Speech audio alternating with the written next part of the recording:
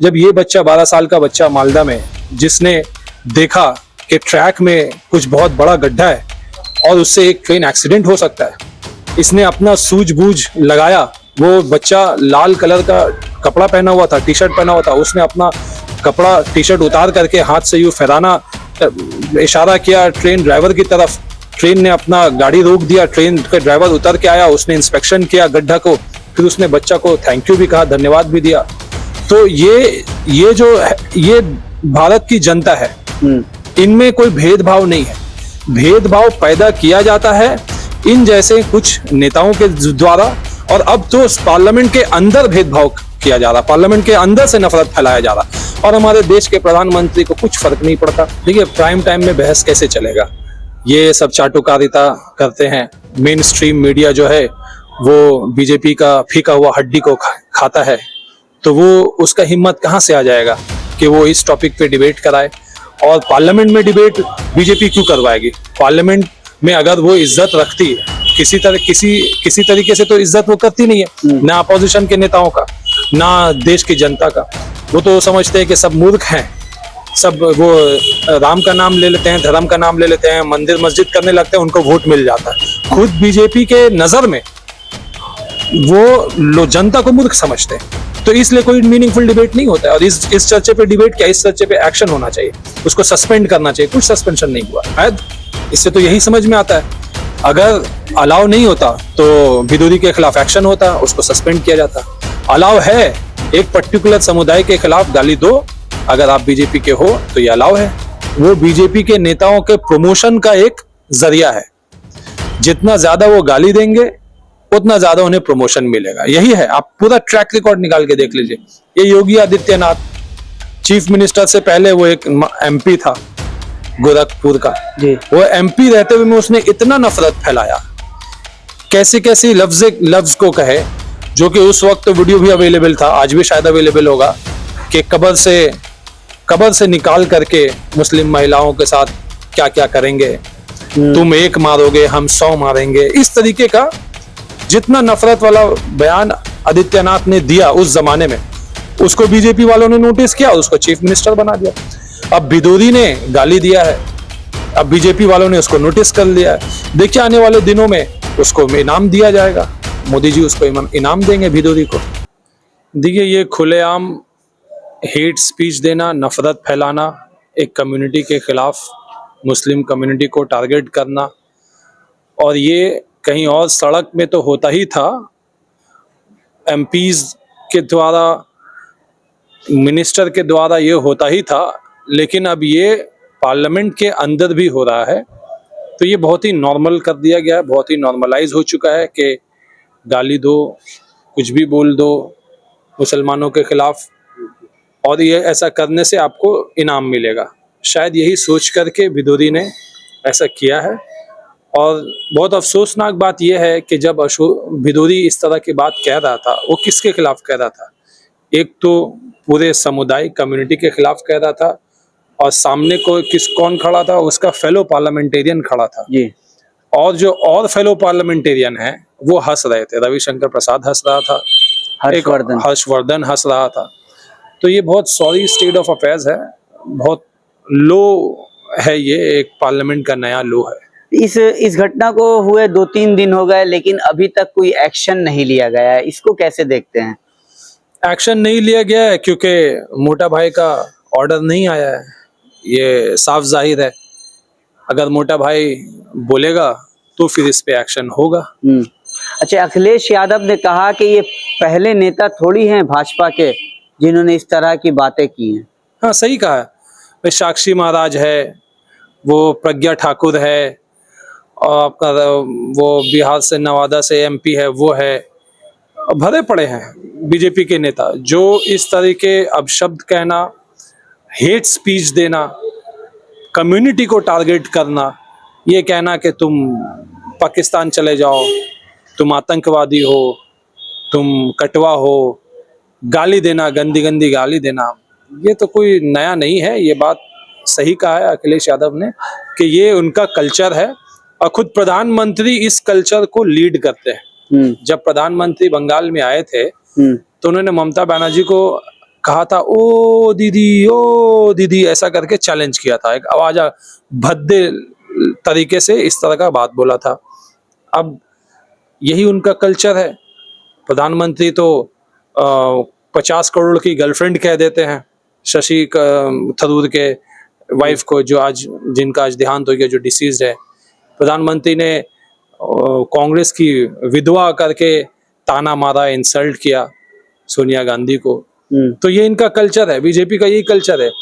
अब जनता ऐसे ही कल्चर वालों को वोट देगी तो फिर बहुत अफसोसनाक बात है ये। अच्छा, देखा ये भी गया तौसीफ भाई कि राहुल गांधी जब मिलने गए दानिश अली से, उन्होंने गले लगाए, उनसे बातें की। उसके बाद भाजपा एक अलग सा एजेंडा चला रही है कि जब इन्हें राहुल गांधी के सेना में शामिल होना था तो इतना ड्रामा क्यों किया। इसे महज एक ड्रामा बता रही है भाजपा सरकार। देखिए, बीजेपी के तरफ से कुछ लोग हैं जो बैठे रहते हैं, जो नैरेटिव चलाते हैं जी। अब ये उनके नैरेटिव का हिस्सा बन गया। जिस बात पे बीजेपी का स्टेटमेंट आना चाहिए, इस कमेंट को लेकर के सबसे पहले तो कॉन्डेमनेशन आना चाहिए प्रधानमंत्री के तरफ से कि ये गलत बोला गया।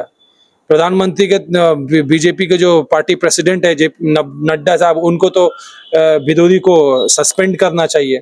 ओम बिरला जो स्पीकर है, उनको जो इनके खिलाफ मोशन लाना चाहिए, उनको सस्पेंड करना चाहिए पार्लियामेंट में प्रोसीडिंग, जब तक कि उनका कमेटी फैसला ना दे। लेकिन कुछ नहीं हुआ, उल्टा चोर कोतवाल को डांटे। ये वही चल रहा है यहाँ पे। जो अगर राहुल गांधी से गला मिल लिया तो ये कह देने भाई ये तो उनका आपस का कुछ खिचड़ी। अच्छा, ये खिचड़ी था कि भिदोरी जो है गाली देगा इस तरीके से। ये गाली तो सिर्फ एक एमपी के खिलाफ नहीं दिया, उसने तो पूरे समुदाय के खिलाफ गाली दिया है। ये वो मामला नहीं है जहाँ पे तृणमूल के सांसद महुआ मोइत्रा ने हरामी कहा था इसी भिदोरी को। ये वो मैटर नहीं है, वो हरामी कहा उसने और वो अनपार्लियामेंट्री लैंग्वेज है, वो एक्सपंज हो गया। लेकिन भिदोरी ने जो कहा है, ये पूरे कम्युनिटी को गाली दिया है और ये हेट स्पीच के कैटेगरी में आता है। इसके खिलाफ कार्रवाई होना चाहिए। सेलेक्ट कमिटी पार्लियामेंट में जो कमिटी है वो उसके खिलाफ एक्शन ले और इसको रिकमेंड करे कि इसके खिलाफ क्रिमिनल केस भी होनी चाहिए। अच्छा, डिबेट ये भी देखा गया कि मीडिया, मेन स्ट्रीम जो हमारी मीडिया है, उसने डिबेट के बजाय बस खाना पूरी की है इस मामले को लेकर। जबकि अगर ये विपक्ष के कोई नेता अगर इस तरह के शब्दों का इस्तेमाल करते तो एक लंबा डिबेट चलता, प्राइम टाइम में इस बहस को जो है चलाया जाता। देखिए, प्राइम टाइम में बहस कैसे चलेगा? ये सब चाटुकारिता करते हैं। मेन स्ट्रीम मीडिया जो है वो बीजेपी का फीका हुआ हड्डी को खाता है, तो वो उसका हिम्मत कहाँ से आ जाएगा कि वो इस टॉपिक पे डिबेट कराए। और पार्लियामेंट में डिबेट बीजेपी क्यों करवाएगी? पार्लियामेंट में अगर वो इज्जत रखती किसी तरीके से, तो इज्जत वो करती नहीं है, ना अपोजिशन के नेताओं का, ना देश की जनता का। वो तो समझते हैं कि सब मूर्ख हैं, सब वो राम का नाम ले लेते हैं, धर्म का नाम ले लेते हैं, मंदिर मस्जिद करने लगते हैं, उनको वोट मिल जाता है। खुद बीजेपी के नजर में वो जनता को मूर्ख समझते हैं, तो इसलिए कोई मीनिंगफुल डिबेट नहीं होता है। और इस चर्चे पे डिबेट क्या, इस चर्चे पे एक्शन होना चाहिए, उसको सस्पेंड करना चाहिए। कुछ सस्पेंशन नहीं हुआ। एक तरफ जहां देखा जा रहा है कि मुसलमानों को कटवा, आतंकवाद, उग्रवाद, इस तरह के शब्दों से मतलब इस्तेमाल किया जा रहा है, इस तरह के शब्द मुसलमानों के लिए इस्तेमाल किया। दूसरी तरफ पश्चिम बंगाल के मालदा डिस्ट्रिक्ट में एक हादसा पेश आता है।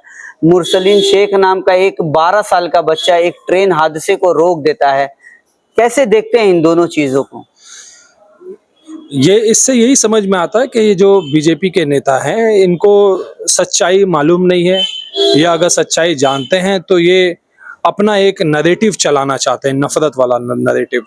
बहुत ही अफसोसनाक बात है कि आज नफरत के नाम पे जितना जल्दी से वोट मिल जाता है बीजेपी को, वो उसी पॉलिसी को लेकर चलते हैं। जब ये बच्चा 12 साल का बच्चा मालदा में, जिसने देखा कि ट्रैक में कुछ बहुत बड़ा गड्ढा है और उससे एक ट्रेन एक्सीडेंट हो सकता है, इसने अपना सूझबूझ लगाया। वो बच्चा लाल कलर का कपड़ा पहना हुआ था, टी शर्ट पहना हुआ था, उसने अपना कपड़ा टी शर्ट उतार करके हाथ से यूं फहराना इशारा किया ट्रेन ड्राइवर की तरफ। ट्रेन ने अपना गाड़ी रोक दिया, ट्रेन का ड्राइवर उतर के आया, उसने इंस्पेक्शन किया गड्ढा को, फिर उसने बच्चा को थैंक यू भी कहा, धन्यवाद भी दिया। तो ये जो ये भारत की जनता है, इनमें कोई भेदभाव नहीं है।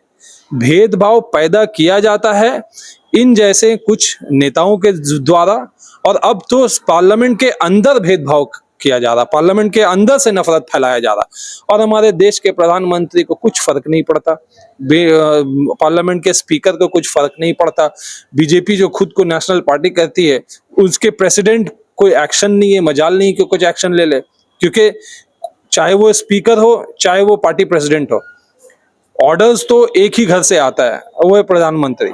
अब जब तक के वहां से ऑर्डर्स नहीं आएंगे ये इन मामलों में कुछ नहीं करेंगे। अच्छा, क्यों प्रधानमंत्री चुप है इस मामले में?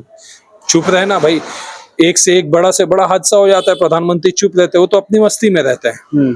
उनको आप कभी देखें कि उनको किसी भी तरह का कोई परेशानी उनके चेहरे पे नहीं देखेंगे, वो हमेशा हंसता खिलखिलाता हुआ वो अपना एंजॉय कर रहे हैं, सेलिब्रिटी लाइफ एंजॉय कर रहे हैं। वैसे भी उनका उम्र हो गया है, अब उनको जाने का टाइम आ गया है, तो वो अपना एंजॉय कर ले आखिरी दिन में।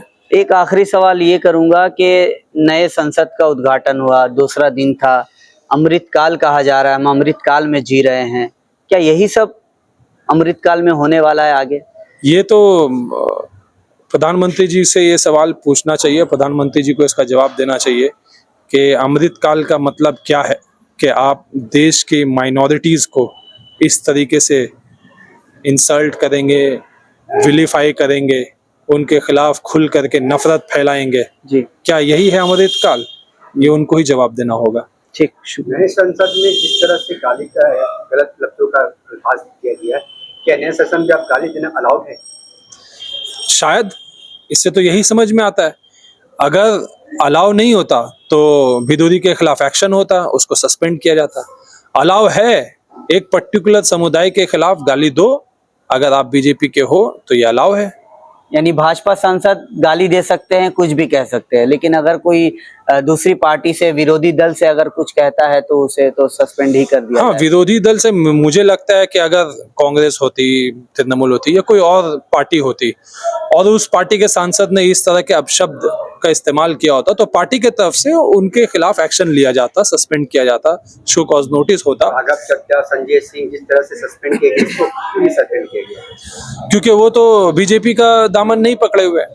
देखिए, यही मैं कह रहा था कि अपोजिशन के नजर में एटलीस्ट जो लगता है, बीजेपी के नेता अगर कोई गाली देता है मुसलमानों को तो वो बीजेपी के लिए एक फेदर ऑन द कैप है, वो बीजेपी के नेताओं के प्रमोशन का एक जरिया है।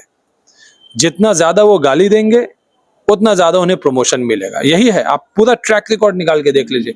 ये योगी आदित्यनाथ चीफ मिनिस्टर से पहले वो एक एमपी था गोरखपुर का जी, वो एमपी रहते हुए में उसने इतना नफरत फैलाया, कैसे कैसे लफ्ज को कहे, जो कि उस वक्त तो वीडियो भी अवेलेबल था, आज भी शायद अवेलेबल होगा, कि कब्र से निकाल करके मुस्लिम महिलाओं के साथ क्या क्या करेंगे, तुम एक मारोगे हम 100 मारेंगे। इस तरीके का जितना नफरत वाला बयान आदित्यनाथ ने दिया उस जमाने में, उसको बीजेपी वालों ने नोटिस किया, उसको चीफ मिनिस्टर बना दिया। अब भिदोरी ने गाली दिया है, अब बीजेपी वालों ने उसको नोटिस कर लिया है। देखिए आने वाले दिनों में उसको इनाम दिया जाएगा, मोदी जी उसको इनाम देंगे भिदोरी को। ठीक ठीक, शुक्रिया।